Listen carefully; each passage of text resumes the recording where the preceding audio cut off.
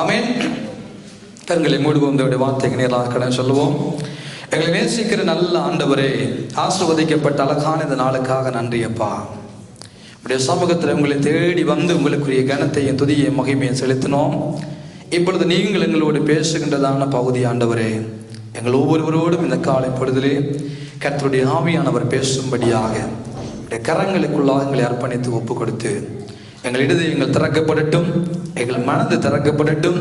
எங்கள் மனக்கண்களை திறந்து மது வேதத்தினுடைய மகத்துவங்களை பார்த்து அதில் இருக்கிற ஆசீர்வாதங்களை பெற்றுக்கொள்ள எங்கள் அனைவருக்கும் உதவி செய்யும்படியாய் உடைய கரங்களில் ஒப்பு கொடுத்து இயேசுவின் நாமத்தை ஜெபிக்கிறோம் ஜீவனை கொடுத்த நல்ல பிதாவே. ஆமென், ஆமென், ஆமென். இன்றைக்கு எனக்கு அருமையான தேவனுடைய பிள்ளைகளே, அநேக அந்நியர்களை பரிசுத்த வேதாகமத்திலே நாம் பார்க்கக்கூடும். அநேக அந்நியர்களை நாம் பார்க்கக்கூடும். எவ்வளவோ ஆண்டவருக்காக பெரிய பெரிய சாதனையாளர்களை உருவாக்கியவர்களுடைய வகையிலே பார்க்கிற பொழுது எல்லா அந்நியர்களும் அநேக காரியங்களை சாதித்து இருக்கிறார்கள். பொதுவாக இந்த உலகத்திலே ஒரு பொதுமொழியாக சொல்லுவார்கள், ஒவ்வொரு ஆணினுடைய வெற்றிக்கு பின்பதாக யார் இருக்கிறார்களா? பெண்கள் இருக்கிறார்கள் என்று சொல்லுவார்கள். ஒவ்வொரு ஆணினுடைய வெற்றிக்கு பின்பதாக. ஆனால் எல்லா ஆணுடைய வெற்றிக்கு பின்பதாக பெண் இருக்கிறார்கள் என்று சொன்ன பொழுது நாம் பொதுவாக நம்முடைய மனதிலே வருவது என்ன? எல்லா ஆண், அதாவது திருமணமான ஆண்களுக்கு பின்னால் அவருடைய மனைவியார் இருப்பதாக நாம் அநேக நிமிடங்களிலே அநேக தடவைகளை நினைக்கிறோம். ஒவ்வொரு ஆண்மகனுடைய வெற்றிக்கு பின்னால அவருடைய பெண் இருக்கிறார், அவருடைய திருமணமானவருடைய பெண் இருக்கிறார் என்று சொல்லி நாம் கருதுவது வழமை. ஆனால் அதை விட அதிகமாய் நாம் சற்று வேதாகமத்துக்குள்ளே போய் பார்க்கிற பொழுது ஒவ்வொரு பிள்ளைகளுடைய வாழ்க்கையினுடைய வெற்றிக்கு பின்பதாக பெற்றோர்கள், தாய்மார் இருந்திருக்கிறார்கள். சரிதானே?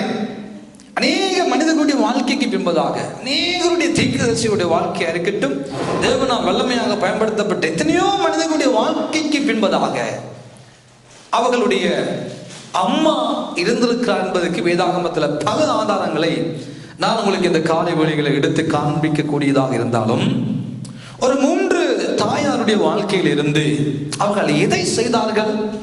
இன்றைக்கு பெற்றோராய் தாய்மாராய் இருக்கிற நாங்கள் இங்க இருக்கிற அம்மாமார் நாம் பிள்ளைகளுக்கு எதை செய்ய வேண்டும் என்று சொல்லி ஒவ்வொரு மனிதர்களுடைய அந்த 3 மனிதர்களுடைய கதாபாத்திரங்களில் இருந்து ஒரு சில காரியங்களை இந்த மதிய வேளையில கற்றுக்கொள்ள கர்த்தருடைய ஆவியானவர் நம் அனைவருக்கும் உதவி செய்வாராக.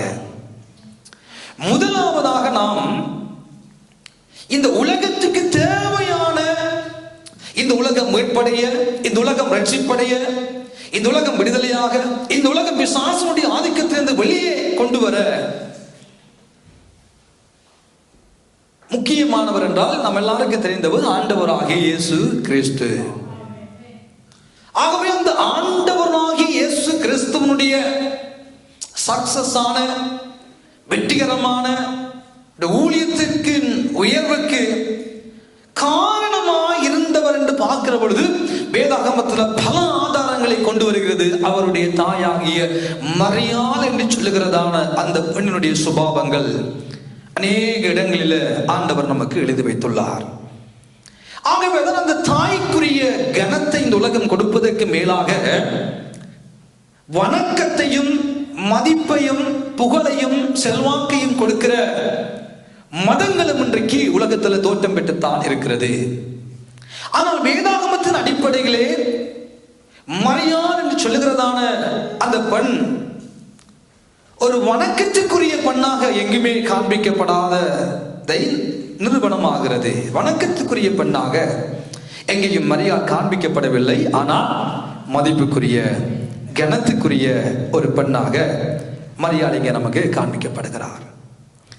அப்படி காண்பிக்கப்படுவதற்குரியதான முக்கியமான நோக்கங்கள் என்ன என்று பார்க்கிற பொழுது லூக்கா 2வது அதிகாரத்தில் வேதாகமத்தை திரும்பி பார்ப்போமானால் 2வது அதிகாரம் லூக்கா எழுதின சுவிசேஷ புத்தகத்திலே 19வது வசனத்தை நாங்கள் வாசிக்க கேட்போம். 19வது வசனம். மரியாளோ அந்த சங்கதிகளை எல்லாம் தன்னுடைய இருதயத்தில் வைத்து சிந்தனை பண்ணினாள். மரியாளோ, வேதம் அழகாகிய நமக்கு சொல்லப்படுகிற காரியம் என்ன? மரியாளோ, அழகான ஒரு தாயாகிய இந்த மரியாள் என்ன செய்கிறாளாம்?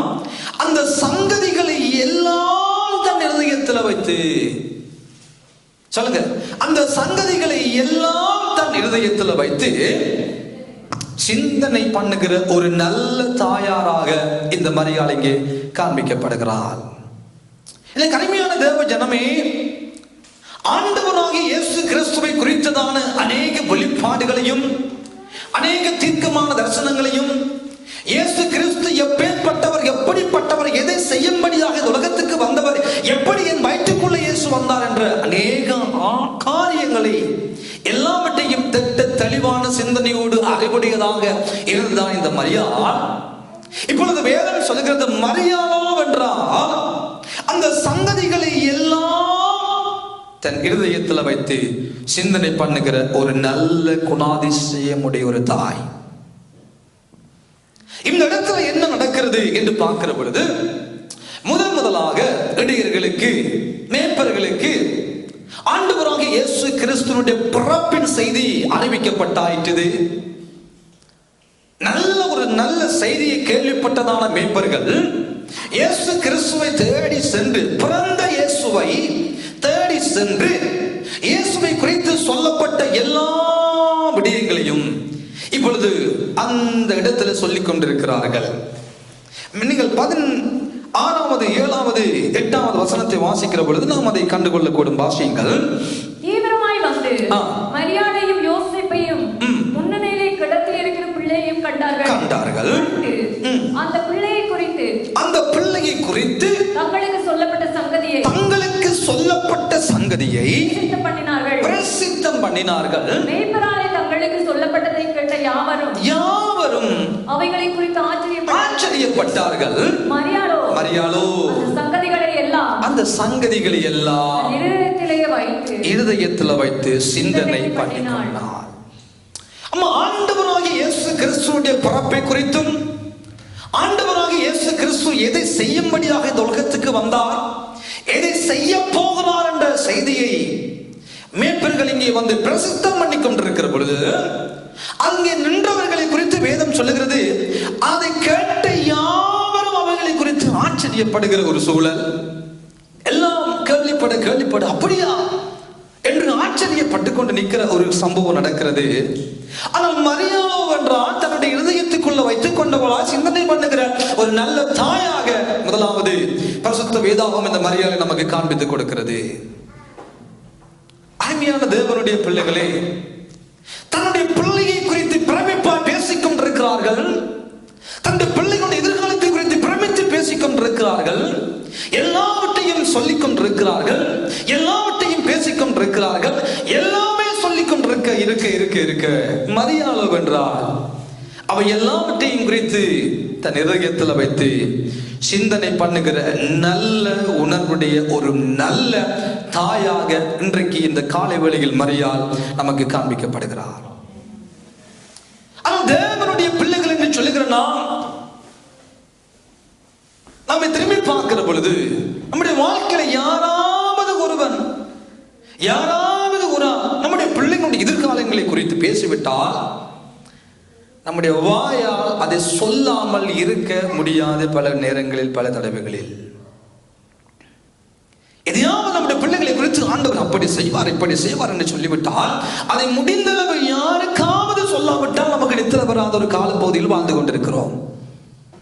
ஒன்று சொன்னால் அதை 100 மடங்காக பெருக்கி 100 மடங்காக சொல்லி அதில் ஒரு இன்பத்தையும், அதில் ஒரு சுகத்தையும், அதில் ஒரு மதிப்பையும், அதில் ஒரு கணத்தையும் பெற்றுக் கொள்வதில் இன்றைய ஆவிக்குரிய அம்மாமார் ஆடிக்கொண்டிருக்கிற ஒரு நிலைமையை இந்த உலகத்துல பார்த்து கொண்டுதான் இருக்கிறோம். ரகசியங்களை பாதுகாக்க தெரியாது. தேவனுடைய அழைப்பை, தேவனுடைய காரியங்களை, தேவன் நமக்கு சொன்ன வாக்குத்தத்தமான வார்த்தைகளை நம்முடைய வாழ்க்கையில வைத்துக் கொண்டு அதற்கு ஏற்ற விதத்தில் வழிநடத்தும்படியாக அழைக்கப்பட்ட அநேக அம்மாமா அதை எல்லா இடமும் சொல்லி, அதை எல்லாருக்கும் சொல்லுவதில் தீவிரமான முயற்சி காட்டுகிற அம்மாமார்களா இன்றைக்கு அநேகர் வாழ்ந்து கொண்டிருக்கிறார்கள். ஏன்?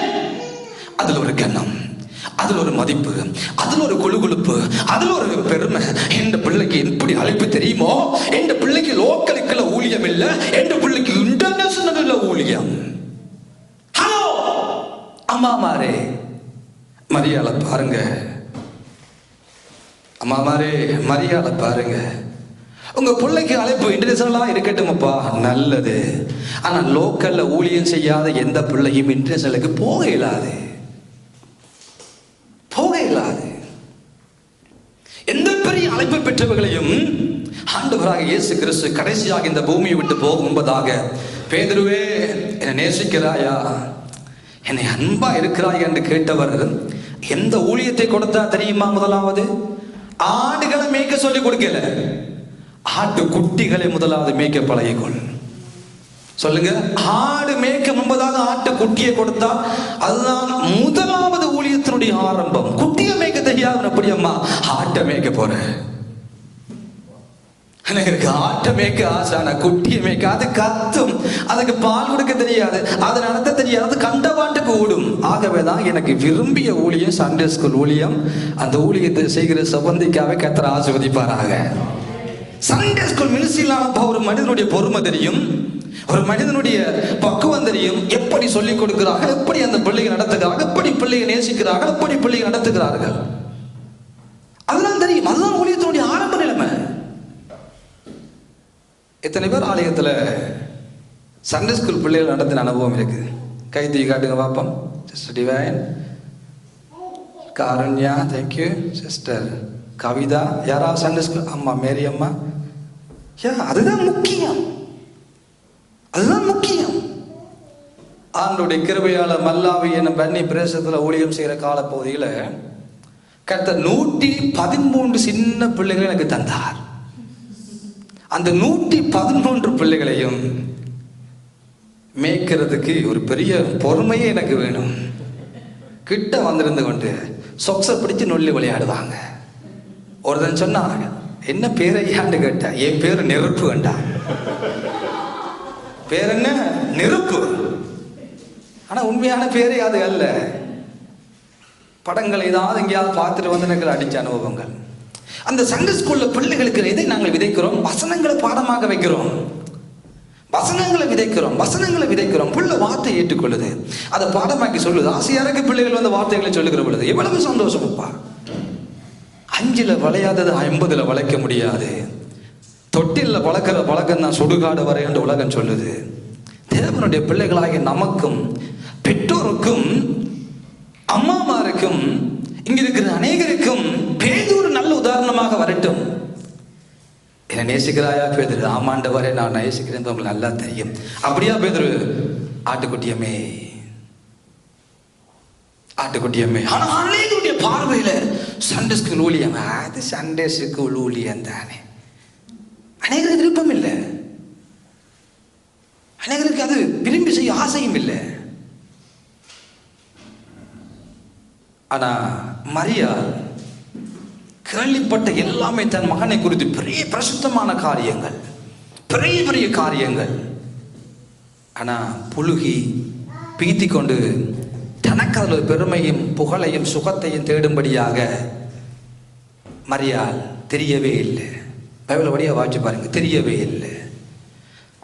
எந்த பிள்ளைக்கு அழைப்பு தெரியுமா? எந்த பிள்ளை எப்படி வரப்போறான் தெரியுமா? கலக்க போறான் தேசத்தை. அவன் தான் ஒளியா வர போறானா, அவன் தான் நிச்சயமா ஜனங்களை மீட்க போறானா. இந்த பிள்ளை இயேசு இந்த பிள்ளை தான். சொல்லவே இல்லை அம்மா. அதை முதலாவது கற்றுக்கொள்ளுவோம்.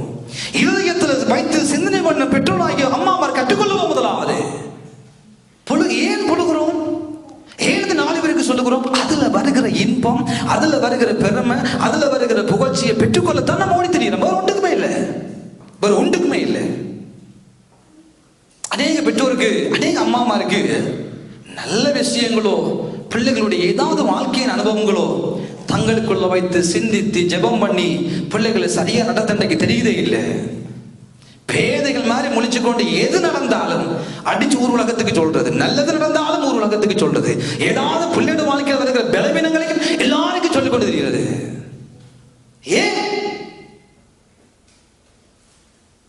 நம்பி நம்பி பிள்ளைகளுடைய விடயங்களை அநேருக்கு சொன்ன பெற்றோருடைய வாழ்க்கையின் பின்னணியை திரும்பி பார்க்கிற பொழுது கண்ணீரும் கம்பளையும் வேதனையும் தான் மிச்சமே ஒழிய ஒன்றுமே இல்லை, ஒன்றுமே இல்லை. சில நேரங்களில் ரகசியங்களை பாதுகாக்கிறதுல அம்மாமார் நல்ல கட்டிக்காரர்கள் பிள்ளைங்க ரகசியங்களை. ஆனா பிள்ளைகளுடைய ஆசீர்வாதங்களையும் பிள்ளைகளை குறித்து ஆண்டவரத்துக்கு தெளிவான திட்டங்களையும் சிந்தனைகளையும் கொஞ்சம் பாதுகாத்துக் கொள்ளுங்க, கொஞ்சம் பக்குவப்படுத்திக் கொள்ளுங்க, கொஞ்சம் அதை இருதயத்தில் வச்சு சிந்தனை பண்ணுங்க. மரியாள் புகழிதம் அடைய எவ்வளவோ காரியங்கள் இருந்தது. மரியாள் புகழிதம் அடைந்து என் வயிற்றில் பிறந்த பிள்ளையை கர்த்தர் இப்படி செய்ய போகிறாராம், இப்படி தேசத்தை கலக்க போகிறாராம், தேசத்துக்கு பெரிய மூப்பை கொண்டு வர போறோம் என்று மரியாள் சொல்லுவதற்கு எத்தனை ஆயிரம் விடயங்கள் இருந்தது. ஆனா அம்மா சொல்லல, மரியா சொல்லல. இரண்டாவது 8 நாளைக்கு பின்பதாக இயேசு கிறிஸ்துவை ஆலயத்துக்குள்ள கொண்டு போகிறார்கள். இப்பொழுது பிறந்த இயேசுவை குறித்து எத்தனையோ காரியங்களை மேற்கொண்டு சொன்ன பொழுதும் இருதயத்துக்குள்ள வைத்தார். முதலாவது காரியம். இரண்டாவது ஆலயத்துக்குள்ள கொண்டு போறார் பிரதிஷ்டை பண்ணும்படியாக. சிமியோன் ஒரு தேவனுடைய மனிதன், தேவ பக்தி உள்ள மனிதன். தேவனுடைய அந்த ரட்சிப்பை, இஸ்ரவேலுக்கு வருகிறதான ரட்சிப்பை காணும் முன்ன, அந்த ரட்சணியத்தை காணும் முன்னே நீ சாக மாட்டாய் என்று தீர்க்கதரிசிகள் மூலமாக சொல்லப்பட்ட மனிதன், பரிசுத்த ஆவியை உடைய மனிதன், அப்பேற்பட்ட மனிதன் இப்பொழுது இயேசுவை தேவ ஆலயத்துக்குள்ள வந்து காண்கிறார். தேவ உந்துதலினால், தேவனுடைய வழிநடத்தினால் இந்த சிமியோன் ஆலயத்துக்குள்ள வருகிறார். இயேசு பிறந்த 8 நாளைக்கு முன்பதாக வந்து இயேசுவை குறித்து சொல்லுகிறதான அழகான சம்பவங்களை வேதம் நமக்கு காண்பித்து கொடுக்கிறது. வாசித்து பாருங்கள். 30வது வசனத்திலிருந்து வாசிப்போம். 30வது வசனம். புறஜாதிகளுக்கு பிரகாசிக்கிற ஒளி உம்முடைய ஜனமாகிய இஸ்ரவேலுக்கு மகிமையாகவும் தேவரீர் சகல ஜனங்களுக்கு முன்பாக ஆயத்தம் பண்ணின உம்முடைய இரட்சணியத்தை என்னுடைய கண் கண்டது என்று சிமியோன் சொன்ன பொழுது அடுத்த வசனம், அவரை குறித்து சொல்லப்பட்டவைகளுக்காக யோசேப்பும் அவருடைய தாயாரும் ஆச்சரியப்பட்டார்கள். அவ்வளவுதான். என்ன செய்தி வருகிறது? ஹலோ, இயேசு சாதாரணமானவர் அல்ல, புற ஜாதிகளுக்கு ஒளி, இஸ்ரவேலுக்கு மகிமை, சகல ஜனங்களுக்கு ரட்சிப்பை கொண்டு போய் ரட்சகர் என்று சிமியோன் புகழ்ந்து தேவ ஆலயத்துக்குள்ள இயேசுவை தூக்கி வைத்து புகழ்ந்து கொண்டிருக்கிறார். எல்லாவற்றையும் சொல்லுகிறார். சாதாரணமானவர் அல்ல, இவர் புற ஜாதிகளுக்கு ஒளியாக இருக்கிறார். இவர் இஸ்ரவேலுக்கு மகிமையாக வெளிப்பட்டவர், சகல ஜனங்களுக்கு பிரயோஜனம் உள்ளவராக வெளிப்பட்டவர் தான் இந்த இயேசு கிறிஸ்து என்று சொன்ன பொழுது அதையும் பெற்றோர்கள் தங்களுக்குள்ளே வைத்துக் கொள்ளுகிறார்கள். அதையும் தங்களை குறித்து, தன்னுடைய பிள்ளையை குறித்து சொன்னதான விடயங்களை தங்களுக்குள்ளே வைத்துக் கொள்ளுகிறார்கள். அன்பான பெற்றோர்களே, அன்பான அம்மாமார்களே, உங்கள் சிந்தனைக்குள்ள இந்த காரியங்கள் வரட்டும். தெளிவான சிந்தனையோடு இயேசு கிறிஸ்துவை குறித்ததான தீர்க்கமான தரிசனத்தை சிமியோன் இங்கே திரும்பவும் சொல்ல வருகிறார். சொல்லுகிற பொழுது ஆச்சரியப்பட்டு அப்படியே தங்களுக்குள்ள வைத்துக் கொள்ளுகிறார்கள். 12 வயது ஆகிவிட்டது. நாசரேத்திலிருந்து எருசலேமுக்கு போனவர்கள் திரும்பி வருகிற பொழுது இயேசுவை தொலைத்து விட்டார்கள். இப்பொழுது அம்மாவும் அப்பாவும் தேடி எல்லா இடங்களிலும் இயேசுவை தேடிக்கொண்டே போகிற ஒரு நிலைமை வேதம் நமக்கு காண்பித்துக் கொடுக்கிறது. எல்லா இடங்களும் இயேசுவை தேடிக்கொண்டே போகிறார்கள். ஆனால் இயேசு போதகர்களின் நடுவில் இருந்து அந்த 3 நாளும் அவர்கள் கேட்ட கேள்விகளுக்கு மாத்திரமான பதில்களை சொல்லிக் கொண்டிருந்த பொழுது எல்லாரும் சூழ்ந்து போயிருக்கிறார்கள். இயேசுவை 3 நாள் இயேசு ஆலயத்துக்குள் இருந்து அவர்களோடு பேசிக்கொண்டே இருக்கிறார். வேதம் சொல்லுகிறது, அந்த பேசிக்கொண்ட சம்பவத்தை கூட ஆண்டவர் அதை எப்படி நமக்கு காண்பித்து கொடுக்கிறார் என்றால் வாசித்து பாருங்கள். 47ஆம் வசனத்திலிருந்து வாசிங்க. அவர் பேச கேட்ட யாவரும், அவருடைய பேச்சை கேட்ட யாவரும், அவருடைய புத்தி, அவர் சொன்ன மறு உத்தரங்களையும் குறித்து பிரமித்தார்கள். தாய் தகப்பன்மாரும் அவரை கண்டு ஆச்சரியப்பட்டார்கள். அவ்வளவுதான். அவருடைய பேச்சை பார்த்து ஆச்சரியப்பட்டார்கள். அவருடைய கேள்வி, அவர்கள் கொடுத்த பதிலை குறித்து ஆச்சரியப்பட்டார்கள், பிரமித்து போனார்கள். பின்பதாக கேட்கிறார்கள், ஏன் இயேசுவே எங்களை இப்படி செய்து விட்டேன், ஏன் இப்படி செய்தீங்க? இயேசு அழகான பதிலையும் அவருக்கு தாய் தகப்பனை கொடுக்கிறார். நீங்கள் ஏன் என்னை தேடினீர்கள்? என் பிதாவுக்கு அடுத்தவைகளில் நான் இருக்க வேண்டியதென்று அறியீர்களாக என்றார். தங்களுக்கு அவர் சொன்ன வார்த்தையை அவர்கள் உணர்ந்து கொள்ளவில்லை. ஆனால் பின்பு அவர் அவர்களுடனே போய் நாசரேத்து ஊரில் சேர்ந்து அவர்களுக்கு கீழ்ப்படிந்து இருந்தார். அவருடைய தாயார், வேதம் தெளிவாக சொல்லுகிறது, அவருடைய தாயார் தன் இந்த சங்கதிகளை எல்லாம் தன் இருதயத்தில் வைத்துக் கொண்டார். சிமியோன் சொன்ன வார்த்தை எங்கே வைத்தான்? மேற்பக சொன்ன வார்த்தை எங்கே வைத்தான்? இயேசு சொன்ன வார்த்தை எங்கே வைத்தான்? மரியா தாய் தகப்பன்மார் ஆச்சரியப்பட்டார்கள். தகப்பன காணையில மரியாதை வென்றார். அந்த சங்கதிகளை எல்லாம் தன் இருதயத்தில் வைத்துக் கொண்டார். தேவ ஜனமே, புரிந்து கொள்ள வேண்டும் சில காரியங்களை. ஆண்டவர் இந்த மரியாளுடைய வாழ்க்கை எவ்வளவு அழகான ஒரு வாழ்க்கை, எவ்வளவு அழகான வாழ்க்கை. இயேசுவும் வீட்டுக்கு வந்து விட்டார். வீட்டுக்கு வந்து தேவ ஆலயத்தில் இருந்த இயேசு கிறிஸ்து, நான் பிதாவுக்கு அடுத்த காரியங்களை செய்ய வேண்டியது இல்லையா என்று கேட்டும் அவர்களுக்கு அது புரியவில்லை என்று வேதம் சொல்லுகிறது. ஆனால் பின்பதாக இயேசு கீழ்ப்படிந்து வந்து நாசரேத் ஊரில் இருக்கிறார். வீட்டுக்குள்ள வந்திருக்கிறார். தாய் பார்க்கிற பொழுதெல்லாம் எண்ணம் இருந்திருக்கும், என் பிள்ளையை குறித்த காரியம் பெரிது, என் பிள்ளையை குறித்த தீர்மானம் பெரிது, என் பிள்ளையை குறித்த தீர்க்கதரிசனம் பெரிது, என் பிள்ளையை குறித்ததான திட்டங்கள், அழைப்புகள், தேவ நோக்கங்கள் பெரிது. எல்லாம் இருதயத்துக்குள்ள, எல்லாம் இயேசு சொன்ன வார்த்தையை கூட சிமியோன் சொன்னதை இருதயத்தில் வைத்தால் நல்லது, மேற்பக சொன்னதை இருதயத்துக்குள்ள வைத்தால் நல்லது. இப்ப இயேசு சொன்ன வார்த்தையும் கூட இருதயத்துக்குள்ள வைத்து சிந்தனை பண்ணுகிற ஒரு நல்ல மரியாள் இந்த காலை பொழுது காண்பிக்கப்படுகிறார்.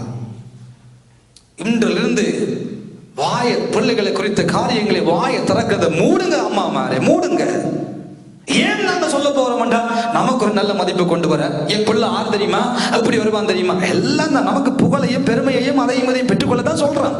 வேணாம், மூடுங்க. இந்த அன்னைய தின நல்ல நாள்ல மரியாதை பாருங்க. அம்மா எதுவா இருந்தாலும் இயேசு சொன்னதா இருக்கட்டும். சில நேரத்தில் பிள்ளைகள் கூட தரிசனங்களை பார்ப்பார்கள். தங்களை காண்டவர் தங்களை கொண்டு செய்ய போற காரியங்களை பெற்றோருக்கு சொன்னா உடனே அடிச்சு ஊரெல்லாம் சொல்றது. என்னத்துக்கு? பெரிய அழைப்பா, பெரிய ஊழியமா? அதற்காக தேவ சமூகத்தில் முழங்கால் படியிடுங்க, அதற்காக ஜெபிங்க. ஆண்டவர், என் பிள்ளையை குறித்து சொன்ன காரியங்கள் உண்டு, நடக்கட்டும் ஆண்டவரே, நடக்கட்டும் ஆண்டவரே, செய்யுங்க ஆண்டவரே. அதுதான் நம்ம அம்மா செய்ய வேண்டிய காரியம். அதை விட்டுட்டு ஹலோ வேண்டாம். இந்த போன்ன்றது வந்து எல்லாரையும் நாசமாக்குது.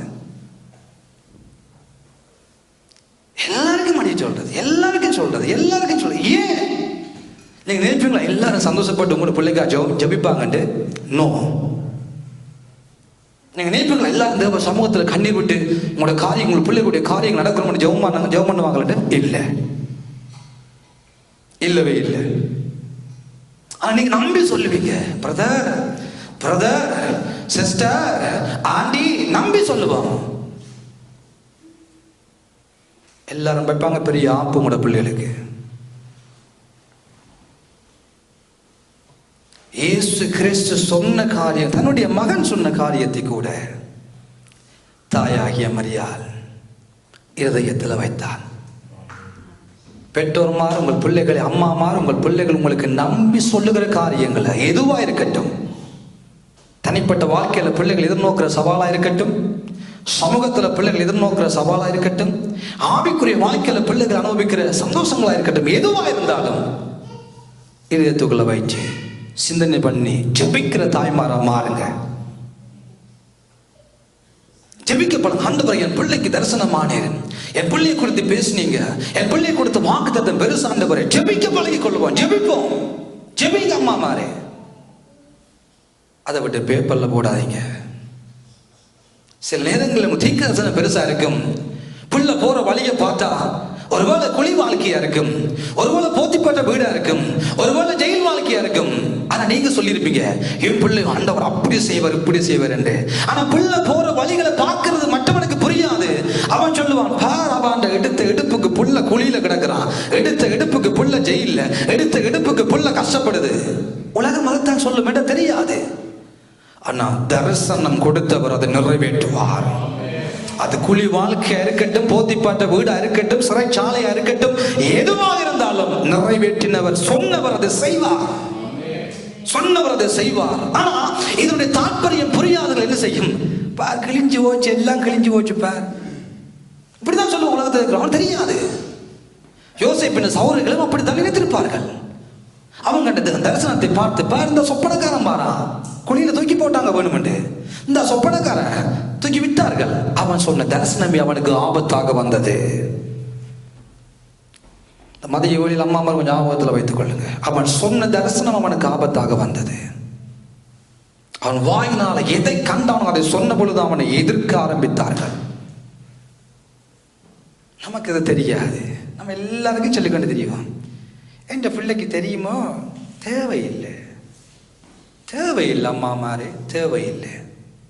இருதயத்துக்குள் வைத்துக் கொண்ட மரியா ஜோவான் 2வது அதிகாரத்தில் நாம் பார்க்கிறோம். கானா ஒரு கல்யாண வீட்டுக்கு இயேசுவும் தாயாரும் அழைக்கப்பட்டார்கள். தகப்பனார் முடிந்து விட்டது, தகப்பனார் மரித்து விட்டார். தாயும் இயேசுவும் சீசர்களும் அழைக்கப்பட்டார்கள். இப்பொழுது திராட்சரசம் குறைபட்டு ஆயிட்டது. இயேசுவை சொல்லுகிறார், இயேசுவுக்கு தாய் ஓடி போய் பணிபடிய சொல்லுகிறார். என்ன? திராட்சரசம் குறைபட்டு விட்டது, அவ்வளவுதான். இயேசு என்ன பதில் சொல்லுகிறார்? ஸ்திரியே, எனக்கு உனக்கும் என்ன என்ற வேலை இன்னும் வரையில்லை. அப்படி இருந்தும் அம்மா என்ன செய்கிறார்? ஹலோ, நன்றாய் கவனிங்க. அங்கு இருந்தவர்களை நோக்கி, வேலைக்காரரை நோக்கி, அவர் உங்களுக்கு என்ன சொல்லுகிறாரோ அதை மட்டும் செய்யுங்க. எவ்வளவு தூரத்துக்கு இயேசுவை ஊழிய பாதைகளை கனப்படுத்த ஒரு நல்ல தாய். ஹலோ, அற்புதங்களை பார்க்க இதுவரைக்கும் மரியாள் ஒரு அற்புதத்தையும் பார்க்கவில்லை. இதுதான் இயேசுக்கு செய்கிற முதலாவது அற்புதம். ஒருவேளை இதற்கு முன்பு போன கல்யாண வீட்டில் தண்ணீரை திராட்சரசம் ஆக்கியிருந்தா கூட மரியாள் சொல்வதில் நியாயம் உண்டல்லவோ? இயேசு அந்த வீட்டுக்கு கல்யாண வீட்டுக்கு போன பொழுது அந்த தண்ணீரை திராட்சரசமா மாட்டி கொடுத்தார் அல்லவோ? இங்கேயும் அவரால் கொடுக்க முடியும் என்ற ஒரு உணர்வு வந்திருக்க வேண்டும். ஆனால் நடக்கவே இல்லை. இதுவரைக்கும் அற்புதங்களை பார்க்காத ஒரு தாயார். ஆனால் தாயாருக்கு தெரிந்தது, ஒரு நாள் என் பிள்ளை இயேசு அற்புதங்களை செய்வார். அந்த நம்பிக்கை, அந்த விசுவாசம், அந்த எதிர்பார்ப்பு ஒரு நாள் வருகிறது. அந்த நாளுக்காக, அந்த நாளிகைக்காக, அந்த காரியத்துக்காக வெயிட் பண்ணிக்கொண்டே இருந்த தாய், வெயிட் பண்ணிக்கொண்டே இருந்த தாய். நடக்கும், ஆண்டவர் சொன்னதை செய்வார். மேற்பர்கள் சொன்னது நடக்கும், சிமியோன் சொன்னது நடக்கும், இயேசு சொன்னது நடக்கும், எனக்கு கபிரியேல் தேவதூதன் வந்து சொன்னது நடக்கும். அந்த ஒரு உணர்வு ஒரு நாள் நடக்கும், அது நடந்தே தீரும். நான் நினைக்கிறேன், மரியாளுக்கு அந்த உணர்வு எப்படியோ இருந்திருக்க வேண்டும். அவர் செய்ய போகிறார், அவரால் இன்றைக்கு ஒரு அற்புதம் நடக்க போகுது என்ற உணர்வோடு ஒருவேளை மரியாள் ஒவ்வொரு நாளும் அதை எதிர்பார்த்து காத்திருந்த ஒரு நல்ல தாயாக இருந்திருக்க வேண்டும். ஆகவேதான் இயேசுவிடம் போய் தந்த குறையை சொல்லுகிறார். இயேசுவை சொல்லுகிறார், நான் அம்மா தான் நோக்கி இருந்துட்டு போறேன், ஆனா அவர் உங்களுக்கு என்ன சொல்லுகிறாரோ? நான் இயேசுவின் அம்மா தான். இயேசுக்கு முதல் இந்த உலகத்தை பார்த்தனான் தான். இயேசுக்கு முதல் இந்த பூமியில வந்தனான் தான். இயேசுக்கு பார்க்க எனக்கு அனுபவம் இருக்கு. இயேசுவை பார்க்க திருமணமாகி குழந்தை விட்ட அனுபவங்கள் எல்லாம் எனக்கு இருக்குது. நான் நல்ல முதிர்ந்தவன் தான், ஓகே. ஆனா அவர் இப்போ உங்களுக்கு என்ன சொல்லுகிறாரோ அதன்படி செய்யுங்க. நான் சொல்றேன் செய். No no no. அவர் அவர் அம்மா மாரே, அவர் அவர் இயேசுவை கனப்படுத்துகிற தாய். தன் வாழ்க்கையில இயேசுவை கனப்படுத்தின தாய். இயேசுவின் அற்புதத்துக்கு மூல உதாரணமாக நின்று இயேசுவை சொல்லி மற்றவர்களை தைரியப்படுத்தி அவர் உங்களுக்கு ஏதாவது சொல்லுவார், அதை செய்யுங்க. அவர் சொல்லுவார், காலம் வரும். எல்லாவற்றுக்கும் ஒரு காலம் உண்டு, எல்லாவற்றுக்கும் ஒரு நேரம் உண்டு. குறிப்பிட்ட காலத்துக்கு முன்னே ஏன் நாம் காரியங்களை செய்ய வேண்டும்? ஆண்டவர் நமக்கு அந்த ஏற்படுத்தப்பட்ட குறிக்கப்பட்ட காலத்துக்கு முன்னே ஏன் நாம் தேவையில்லாத காரியங்களை செய்ய வேண்டும்? தன் இருதயங்களில் எல்லாவற்றையும் வைத்து சிந்தனை பண்ண ஒரு நல்ல தாயாக, முதலாவது எல்லா எல்லா அம்மாமார்களும் எல்லா அந்நியர்களும் இந்த நல்ல நாளில் நீங்கள் செய்கிற பொழுது நீங்கள் நல்லா இருப்பீங்க. குடும்பம் நல்லா இருக்கும், பிள்ளைகள் நல்லா இருப்பார்கள். அவர்களுக்கு என்று குறிக்கப்பட்ட நேரமும் காலமும் ஒன்றை கர்த்தர் வைத்திருக்கிறார். ஆனால் அவரை குறித்து சொல்லப்பட்ட காரியங்களுக்கு நடைபெறும் வரைக்கும் அம்மா காத்திருந்தார். ஆனா நம்ம அம்மா ஏதாவது சொல்லி போட்டா, எலும்பு நீ அதை செய், நீ இதை செய், நீ அப்படி செய், இப்படி செய் என்று கொடுக்கிற வதையிலேயே பிள்ளைகள் இந்த ஊழியமும் வேணாம், இந்த சபையும் வேணாம், இந்த மனமும் வேணாம் என்று இன்னைக்கு அநேக பிள்ளைகளுடைய சீரழிவுக்கு காரணம் இந்த அம்மா தான். இந்த அம்மா தான். அழைப்பு பெருசா இருக்கட்டும் அம்மா, ஆண்டவர் சொன்ன வாக்குத்தத்தங்கள் பெருசா இருக்கட்டும், ஆனா பிள்ளைய அந்தந்த வழியில நடக்க வேண்டும். தவழ்ற பிள்ளைய ஓடண்டா ஓடாது, தவழ்ற வயதுல தவளத்தான் வேணும், நடக்க வேண்டிய வயசுல நடக்கத்தான் வேணும், ஓட வேண்டிய நேரத்துல ஓடத்தான் வேண்டும், பால் குடித்து வளர வேண்டிய நேரத்துல பாலை குடித்து தான் வளர வேண்டும். அதை விட சத்தான உணவுகள் சாப்பிட்டு வளர வேண்டிய காலத்துல அதை கொடுத்து அந்த பிள்ளையை வளர்க்க வேண்டிய பொறுப்பும் கடமையும் ஒவ்வொரு அன்னையுடைய கையில தான் இருக்கு.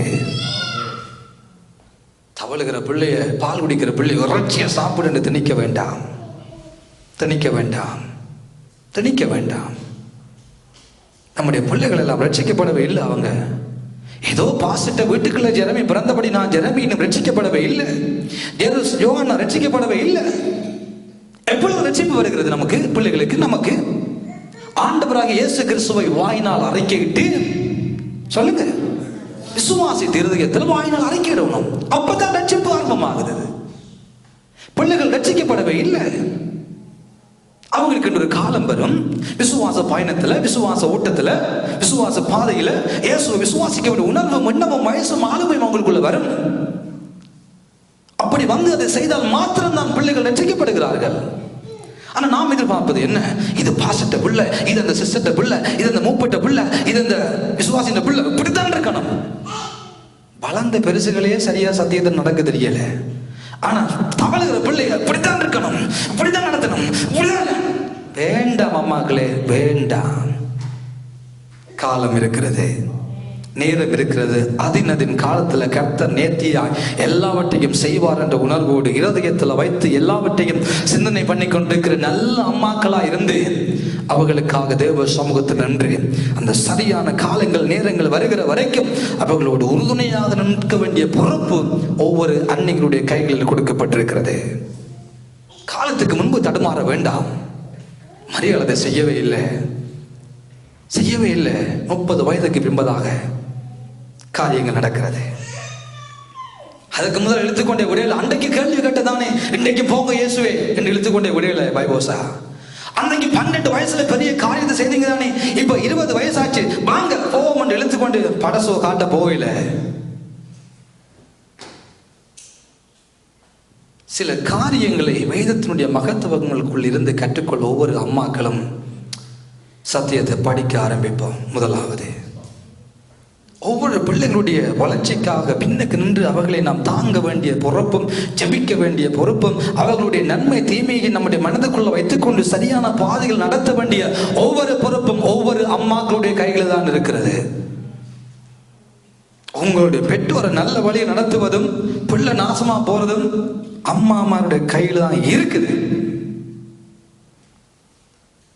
ஆக மரியாதை போல முதலாவது நல்ல ஒரு தாயாராக இருந்து எல்லாவற்றையும் இதயத்துக்குள்ள வையுங்க, சிந்தனை பண்ணுங்க.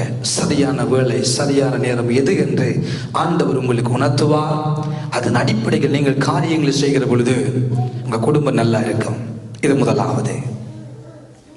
இரண்டாவது, ஒரு வாலிபனை குறித்து வேதம் சொல்லுகிற பொழுது 1 தீமோத்தேயு 1 அதிகாரம் 2வது வசனத்தை வாசிக்கிற பொழுது ஆண்டவர் ஒரு காரியத்தை அங்கே நமக்கு சொல்ல வருகிறார். 1 தீமோத்தேயு 1 அதிகாரம் 2ஆம் வசனத்தை வாசியுங்கள்.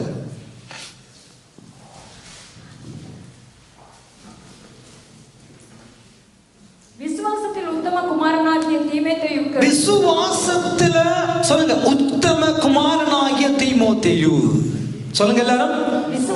விசுவாசத்துல உத்தம குமாரனாகிய தீமோத்தேயு வாலிபனை குறித்து வேதம் இங்கே சொல்லுகிறது. போதும், தீமோத்தேயுவுக்கு இந்த நிருபத்தினை பவுலடியார் எழுதுகிற பொழுது ஒரு அழகான ஒரு அறிமுகத்தை அந்த வாலிபனுக்கு எழுதுகிறார். விசுவாசத்துல உத்தம உத்தமனாகிய தீமோத்தேயு. விசுவாசத்துல உத்தம குமாரனாகிய தீமோத்தேயு. நல்ல ஒரு அழகான காரண பெயர் வருகிறது. என்ன அந்த பெயர்? பவுல் அழகாக சொல்கிறார், விசுவாசத்துல உத்தமன். சொல்லுங்க எல்லாரும், விசுவாசத்துல உத்தமன். நம்முடைய பிள்ளைகளை முதலாவது ஆண்டவருடைய திட்டத்துக்கு நேராக நடத்துகிற நல்ல மரியாதை நாம் இருக்க வேண்டும் என்று முதலாவது பார்த்தோம். இரண்டாவதாக எல்லா அம்மா மகனுடைய பொறுப்பு என்ன தெரியுமா? விசுவாசத்தினுடைய பிள்ளைகளை உத்தமங்களாக மாற்றிவிடுங்கள்.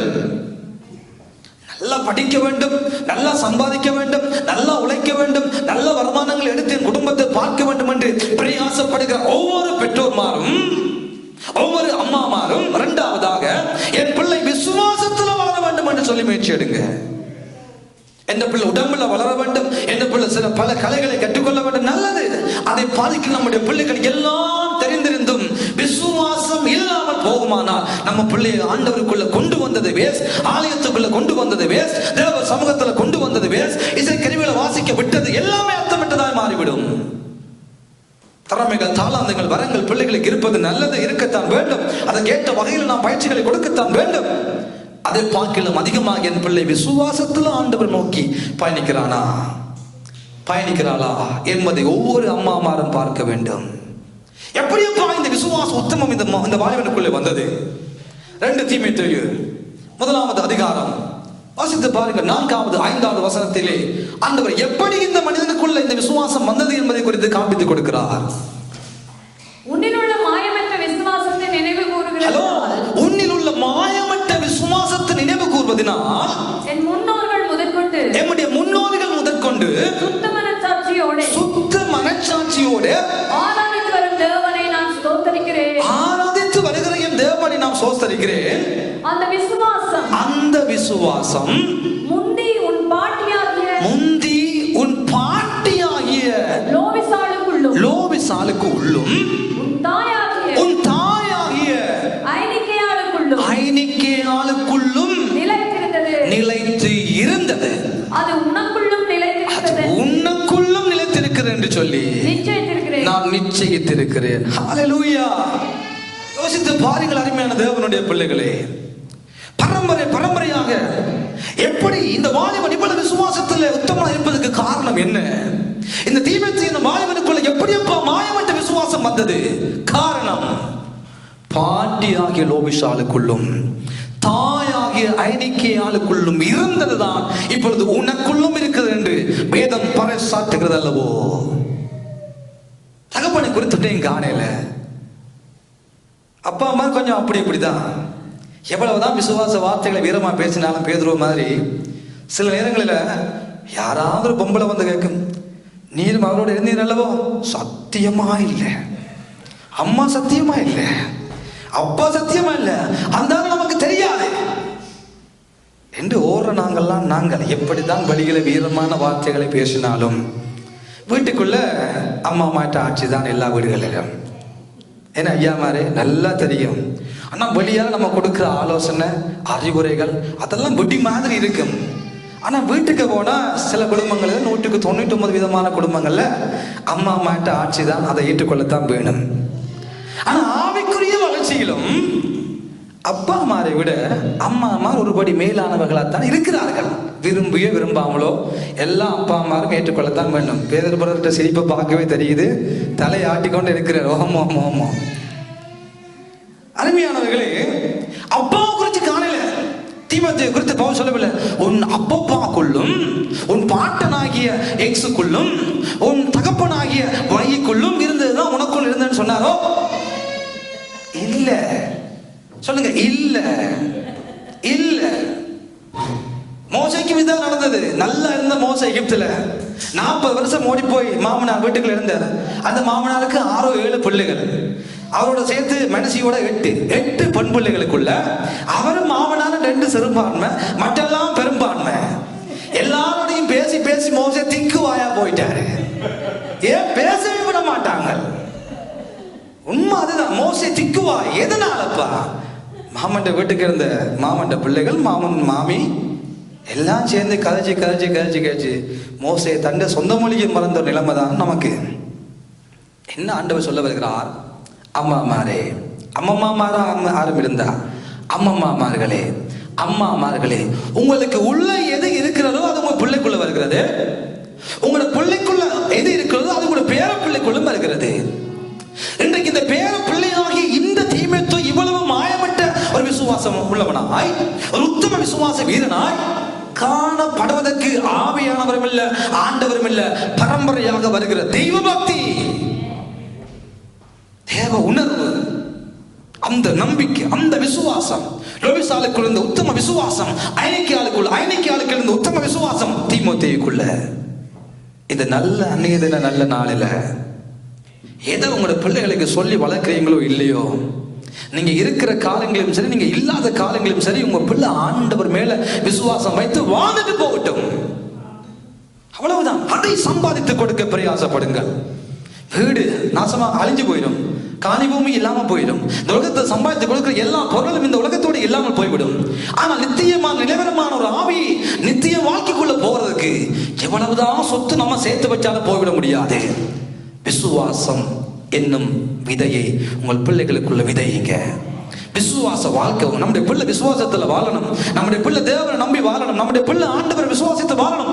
அந்த உணர்வு இரண்டாவதாக நம்முடைய பிள்ளைகளுக்கும் அப்படிப்பட்ட உணர்வுடையவர்களாய் அவர்கள் இந்த பூமியில வாழ எப்படி தீமோத்தேயுக்கு லோவிசாலும் ஐனிக்கியாலும் இருந்தார்களோ அவண்ணமாக இரண்டாவது எல்லா அம்மாமாரும் தயவு செய்து இருங்க. முதலாவது நல்ல காரியங்களை உங்கள் இதயங்களில் வைத்துக் கொண்டு சிந்தனை பண்ணி கொண்டிருக்கிற நல்ல மரியாதை போல வாழுங்க. இரண்டாவது லோவிசாலை போல ஐனிக்கியாலை போல நல்ல உத்தம அம்மம்மாராய் வாழ்ந்து உங்கள் பிள்ளைகளுக்கு நல்ல ஆசீர்வாதமான காரியங்களை சொல்லிக் கொடுத்து விசுவாசத்துல, மாயமற்ற விசுவாசத்துல உங்கள் பிள்ளைகள் வாழ்வதற்கு, உங்கள் சந்ததி வாழ்வதற்கு அவர்களை தைரியப்படுத்துவீர்களாக. இது இரண்டாவது காரியம். மூன்றாவதாக 2 யோவான் எழுதின சுவிசேஷ புஸ்தகம் அல்ல, 2 யோவான் நாம் பார்க்கிற பொழுது 2வது, 3வது, 4வது வசனங்களை நாங்கள் வாசிக்க கேட்போம். 2 யோவான் 2வது, 3வது, 4வது வசனங்களை வாசியுங்கள். தெரிந்து கொள்ளப்பட்டவளுமாகிய அம்மாளுக்கும் அவளுடைய பிள்ளைகளுக்கும் மூப்பனாகிய யோவானாகிய நான் எழுதுகிறதாவது,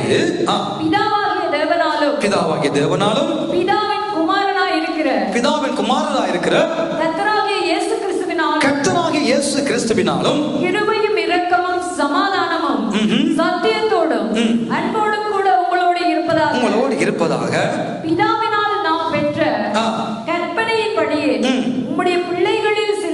உம்முடைய பிள்ளைகளில் சிலர் சத்தியத்திலே நடக்கிறதை நான் கண்டு மிகவும் சந்தோஷப்பட்டேன். இப்பொழுதும் அம்மாளே நாம் ஒருவரில் ஒருவர் அன்பு கூற வேண்டும் என்று உமக்கு புதிய கற்பனையாக எழுதாமல், புதுசா ஒன்றைக்கு நான் எழுதாம, ஆதி முதல் நமக்கு உண்டாயிருக்கிற கற்பனையாக எழுதி உம்மை வேண்டிக் கொள்ளுகிறேன். என்ன இங்கே இந்த அம்மாள் என்று சொல்லுகிற, அம்மணி என்று சொல்ல வருகிறார். அம்மாள் என்ற பெயர் அல்ல, அந்த நிருபத்தை அந்த தாய்க்கு எழுதுகிற பொழுது இந்த முதிர்ந்த வயதில் இருக்கிற மூப்பனாகிய யோவான் என்ன சொல்லுகிறார்? ஹலோ, சிலர் வந்து என்ன சொல்லுகிறார்கள் சொல்லுங்க, என்ன சொல்லுகிறார்களாம்? வந்து என்ன கேள்விப்படுகிறார்? உம்முடைய பிள்ளைகள் சிலர் சத்தியத்தில் நடக்கிறார்கள். உம்முடைய பிள்ளைகள் அல்லேலூயா, எதில் நடக்கிறார்களாம்? ஹலோ, உன்னுடைய பிள்ளைகள் சத்தியத்தில் நடக்கிறார்கள் என்று சொல்லப்படுகிற அந்த சந்தோஷத்தை, அதை கேள்விப்படுகிற பொழுது நான் மட்டற்ற மகிழ்ச்சி அடைகிறேன். என்னுடைய மகிழ்ச்சி நிகழானது, இதற்கு ஒப்பனையானது அல்ல, அது மட்டற்ற மகிழ்ச்சி. ஒரு ஊழியக்காரன், நல்ல ஒரு முதிர்ந்த ஊழியக்காரன் மூப்பனாகிய யோவான் எழுதுகிறார். என்ன? அம்மா, நீங்க பிள்ளைகளை சத்தியத்துல நடத்திட்ட, பிள்ளைகளை வார்த்தைகளை நடத்திட்ட, உன் பிள்ளைய தேவனுடைய வார்த்தைகள் நடத்திட்டியம்மா என்று கேள்விப்படுகிற பொழுது யோவானுக்கு மிகுந்த ஒரு சந்தோஷமும் மிகுந்த ஒரு மட்டற்ற மகிழ்ச்சியும் வாழ்க்கையில உண்டாயிருந்த என்று வேதம் நமக்கு சொல்லுகிறது. இந்த மதிய பொழுதில் அருமையான தேவனுடைய பிள்ளைகளே, அம்மாமாரே, உங்களுக்கு தெரியும் உங்களுடைய பிள்ளைகள் எதிலே நடக்கிறார்கள் என்று சொல்லி. வார்த்தையில உங்கள் பிள்ளைகளை நடத்துகிறீர்களா? தேவனுடைய வார்த்தையின்படி பிள்ளைகளை கர்த்தரை கேட்ட சிக்ஷையிலும், அவர் கேட்ட ஞானத்திலும், அவர் கேட்ட பயபக்தியிலும் நம்முடைய பிள்ளைகளை நடத்துகிறோமா? இல்லாவிட்டால் எதில் உங்களுடைய பிள்ளைகள் நடக்கிறது என்று சொல்லி நமக்கு தெரியும். என் பிள்ளை எதில் நடக்கிறது நமக்கு தெரிய வேண்டும். தனியாட்டி நாம் ஒரு நல்ல அப்பனும் அல்ல, நாம் ஒரு நல்ல தாயும் அல்ல. என் பிள்ளை எப்படி நடக்கிறான், என் பிள்ளை வாழ்க்கை எப்படி இருக்கிறது, என் பிள்ளை பேச்சு எப்படி இருக்கிறது, என் பிள்ளை சுபாவம் எப்படி இருக்கிறது, எதுல என் பிள்ளை நடந்து கொண்டிருக்கிறா? நல்ல வேலையில் இருக்கலாம், நல்ல வருமானம் இருக்கலாம், நல்ல பதவி புகழ் செல்வாக்கு ஓங்கி இருக்கலாம். ஆனா நம்முடைய பிள்ளைகளை சத்தியத்தில் நடத்துகிறதை பார்க்கலாம் வேறு ஒன்றுமே இல்லை. வேற ஒன்றுமே நமக்கு சொல்வதற்கு இல்லை. நம்ம பெருமைப்பட, நம்ம சந்தோஷப்பட, நம்ம அதை பெருசா குறித்து பேசுவதற்கு வேற எதுவுமே இல்லை. இந்த நிருபங்களுக்கு கடைசி புஸ்தகமாகிய இந்த புஸ்தகத்துக்குள்ளே போகிற பொழுதுதான் மூப்பன் எழுதுகிறார் ஒரு அழகான குடும்பத்தை குறித்து, அவருடைய பிள்ளைகளை பார்த்து, அவர் கேள்விப்படுகிற சம்பவத்தை குறித்து.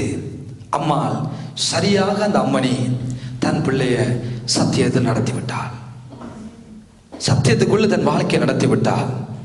இதுதான் ஒவ்வொரு பெற்றோர்களுடைய கரங்களில் கொடுக்கப்பட்டதான பொறுப்பு. என் பிள்ளைக்கு அதை கொடுத்துட்டேன், இதை வாங்கி கொடுத்துட்டேன், அப்படி வளர்த்துட்டேன், எப்படி வளர்த்துட்டேன், நல்லது நம்ம பார்க்கணும். அது எல்லாவற்றையும் பார்க்கலும் என் பிள்ளை வார்த்தைகள் இருக்குதா?